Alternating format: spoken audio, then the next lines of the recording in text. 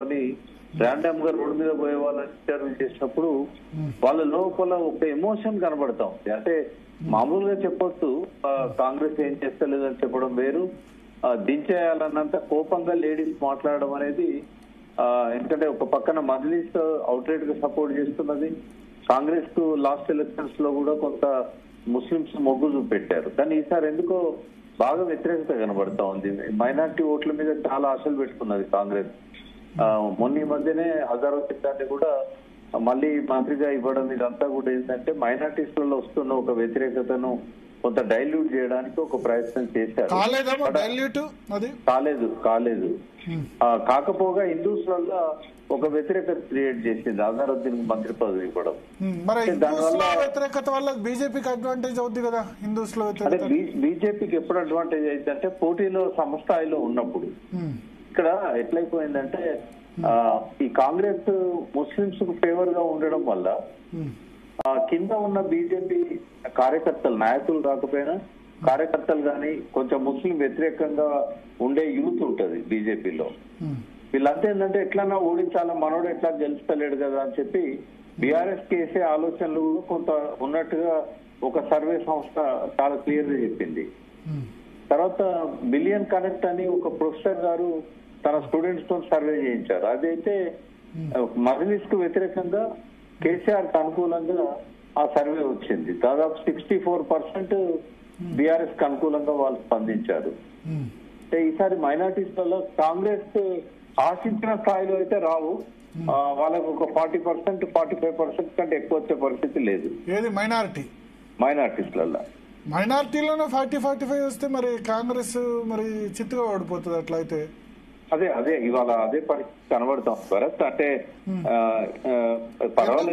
అజారుద్దీన్ కి ఇచ్చి MIM support ఇచ్చి అయినా సరే ఎందుకు మైనారిటీలో తక్కువ వస్తుంది అంటారు? ఇక్కడ రెండు ఉంటాయి. ఒకటేమో అజారుద్దీన్ మజ్లిస్ కి ఇష్టమైన క్యాండిడేట్ కాడు, వాళ్ళు ఎమ్మెల్యే టికెట్ ఇవ్వడానికి కూడా వాళ్ళు వ్యతిరేకించారు ఇంటర్నల్ గా. అవును, కానీ అజారుద్దీన్ కు మజ్లిస్ సపోర్ట్ లేకుండా మజ్లిస్ టీఆర్ఎస్ కు సపోర్ట్ చేసి ఇండివిజువల్ గా పోటీ పెట్టినప్పుడు 63,000 ఓట్లు వచ్చాయి. అప్పుడు కేవలం 16,000తో ఓడిపోయినారు.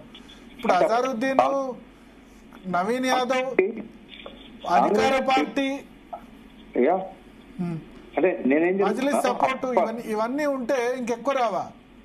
అప్పటి పరిస్థితి వేరు, ఇప్పటి పరిస్థితి వేరు. అప్పుడు కాంగ్రెస్ పట్ల కొంత సానుకూలత కనబడ్డది. ఎందుకంటే టీఆర్ఎస్ వ్యతిరేకత రూరల్ లో ఉన్నంత అర్బన్ లో లేకపోయినా కూడా ఎంతో కొంత అర్బన్ లో కూడా టీఆర్ఎస్ వ్యతిరేకత అనేది ఆ రోజుల్లో కనబడ్డది మనకు. అందుకే అర్బన్ లో అన్ని చోట్ల 40-50 వేలు మెజార్టీ వచ్చింది.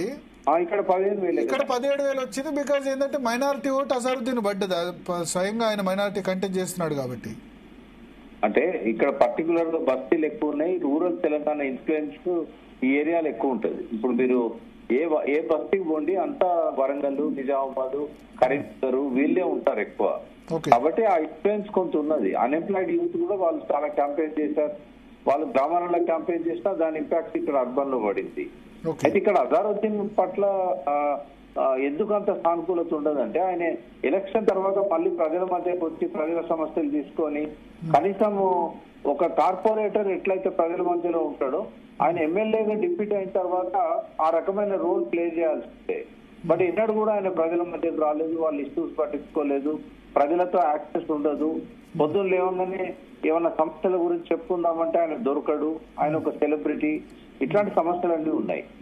కాబట్టి మజ్లిస్ ఏంటంటే ఇంకొక సెలబ్రిటీ ఎదగడం అనేది వాళ్ళకి ఇష్టం లేదు రాజకీయంగా. ఎందుకంటే ఆయనకి ఇంటర్నేషనల్ పాపులారిటీ ఉన్న వ్యక్తి.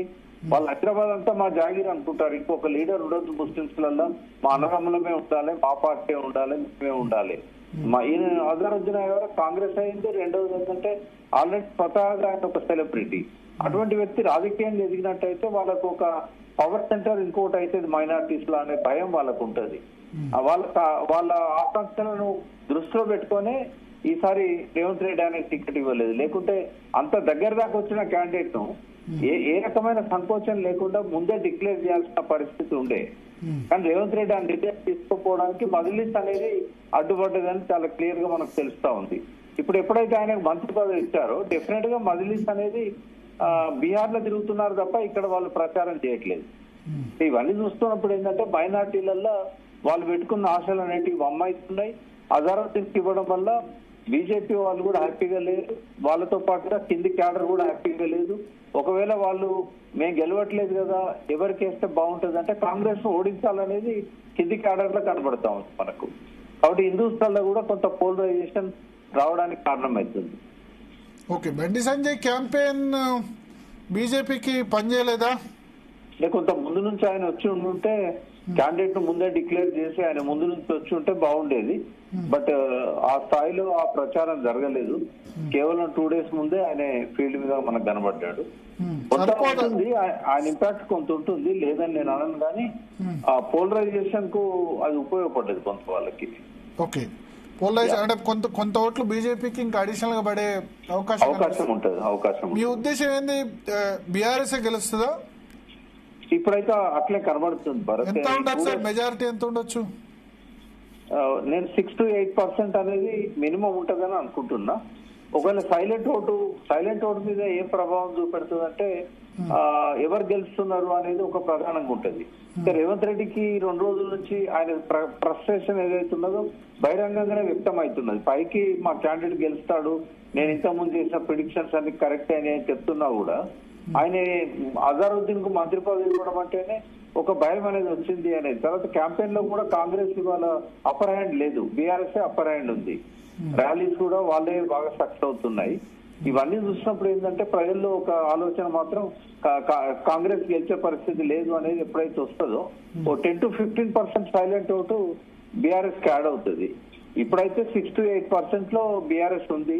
ఒకవేళ 2 లక్షల పోల్ అయితే అనుకుందాం, 4 లక్షల్లో అంటే మీ ఉద్దేశం 14-15 వేలు మెజార్టీ 14-15 వేల మెజార్టీతో గెలుస్తుంది బీఆర్ఎస్.